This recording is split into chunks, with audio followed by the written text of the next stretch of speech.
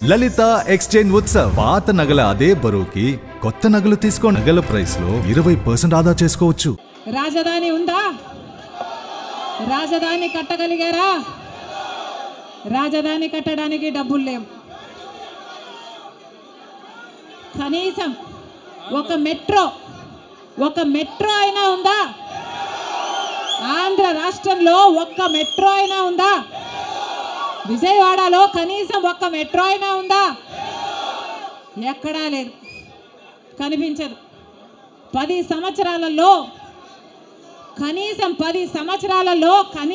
10 కొత్త పెద్ద పరిశ్రమలైనా వచ్చినాయా? రాలేదు. పరిశ్రమలు వస్తే మన బిడ్డలకు ఉద్యోగాలు వచ్చేవి. వచ్చినాయా మన బిడ్డలకు ఉద్యోగాలు? రాలేదు.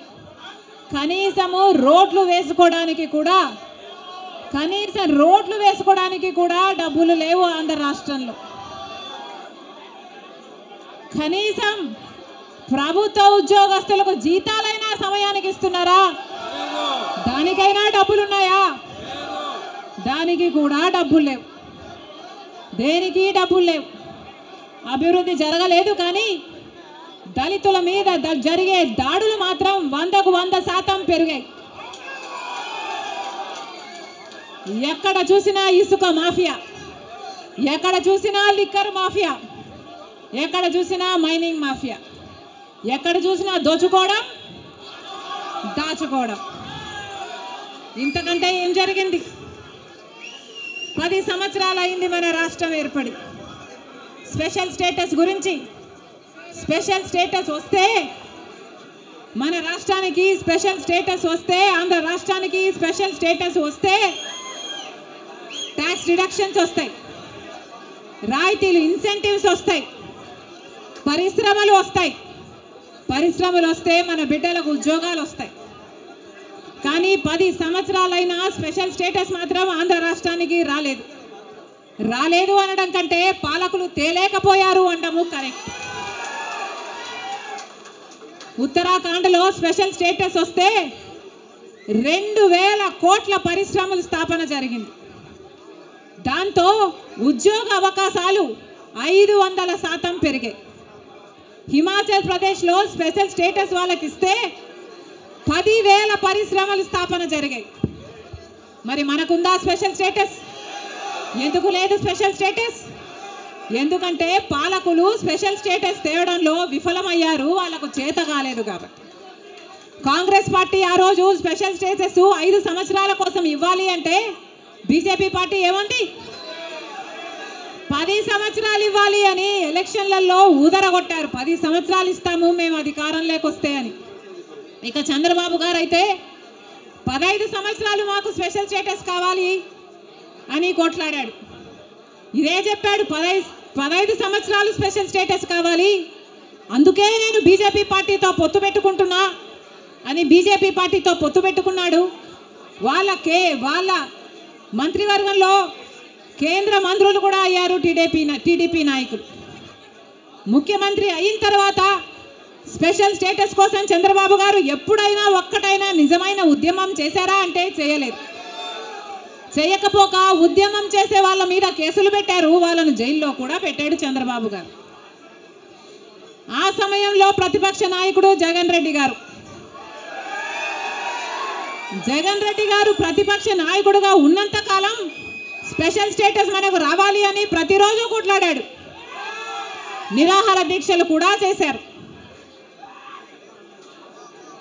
ప్రతిపక్షంలో ఉండగా అవిశ్వాస తీర్మానం,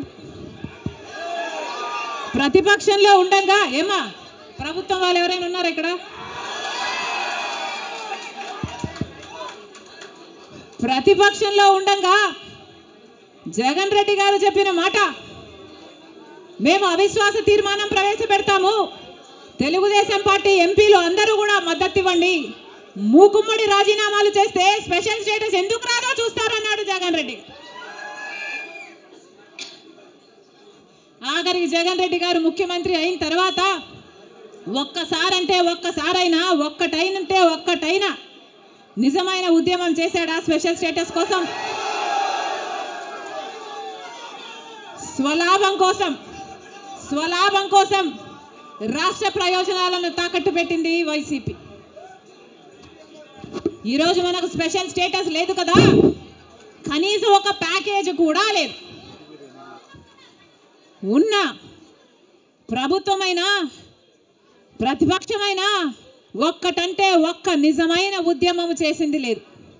ఈరోజు మనకు స్పెషల్ స్టేటస్ లేదు అంటే ఆ పాపం ముమ్మాటికి చంద్రబాబు గారిది, ముమ్మాటికి జగన్ రెడ్డి గారిది. స్వలాభం కోసం ఇద్దరు ప్రజల ప్రయోజనాలను తాకెట్టు పెట్టారు. టీడీపీ అంతే, వైసీపీ అంతే, దొందే. అమరావతి రాజధాని అమరావతి అన్నాడు చంద్రబాబు గారు, సింగపూర్ను చేస్తానన్నాడు. 3D గ్రాఫిక్స్ మొత్తం గుర్తుందా? 3D గ్రాఫిక్స్ చూపించాడు చంద్రబాబు గారు. పోనీ అమరావతి రాజధాని అయిందా అంటే అది కాలేదు. జగన్ రెడ్డి గారు వచ్చారు, ఒకటి కాదు 3 రాజధానీలు అన్నారు. పోనీ 3 రాజధానీలు అయ్యాయా అంటే ఒక్కటి కూడా లేదు. ఈరోజు మనకు రాజధాని ఏది అంటే ఏదో మనకే అర్థం కాని పరిస్థితి. ఒకటైనా ఉందా అంటే ఏదీ లేదు, ఒకటి కూడా లేదు. మరి ఏమి చూస్తే మతి తప్పి మాట్లాడుతున్నాడు. ఈరోజు చంద్రబాబు నాయుడు 14 సంవత్సరాల్లో ఏం చేశాడో ఒక్కసారైనా మాట్లాడు. సరే, ఈసారికి ఇంకో అవకాశం ఇస్తే ఏం చేయబోతున్నాడో కూడా ఎప్పుడు మాట్లాడు.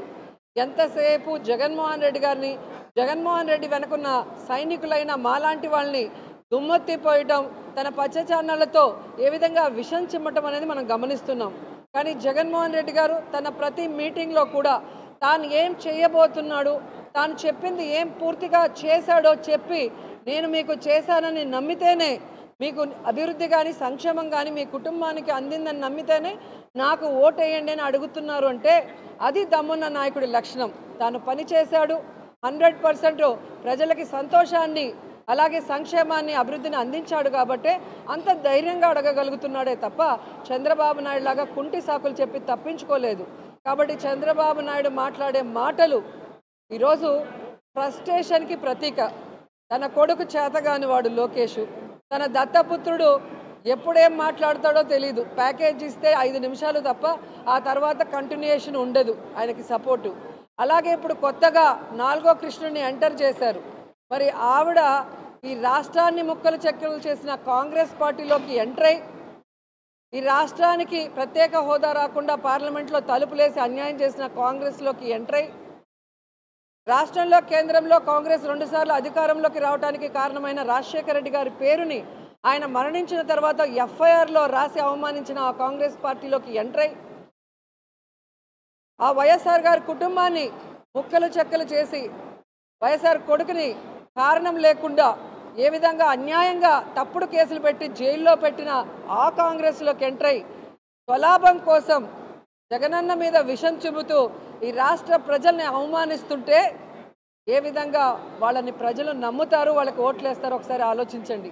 కాబట్టి పక్క రాష్ట్రాల్లో ఓట్లు పెట్టుకొని పక్క రాష్ట్రాల్లో కాపురాలు చేసుకుంటూ పక్క రాష్ట్రాల్లో కోవిడ్ సమయంలో హ్యాపీగా సేఫ్గా ఉంటూ ఎలక్షన్స్ వస్తే సంక్రాంతి వస్తే డూడు బసవన్లు వచ్చినట్టు ఆంధ్రప్రదేశ్కి వచ్చి జగన్మోహన్ రెడ్డి గారి గురించి అవాకులు చవాకులు పేలితే జనాలు వీళ్ళందరినీ కూడా తొందరలో హైదరాబాద్కి కట్టగట్టి పార్సిల్ చేస్తారని కూడా ఈ సందర్భంగా తెలియజేసుకుంటున్నా.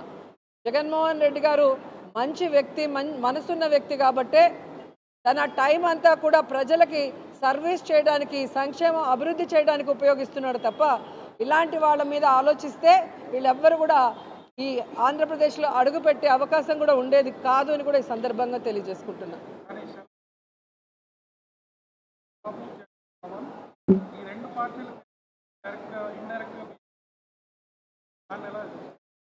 ఆవిడ వేసుకున్న వేషం కాంగ్రెస్ది, మాట్లాడే స్క్రిప్ట్ చంద్రబాబు నాయుడుది.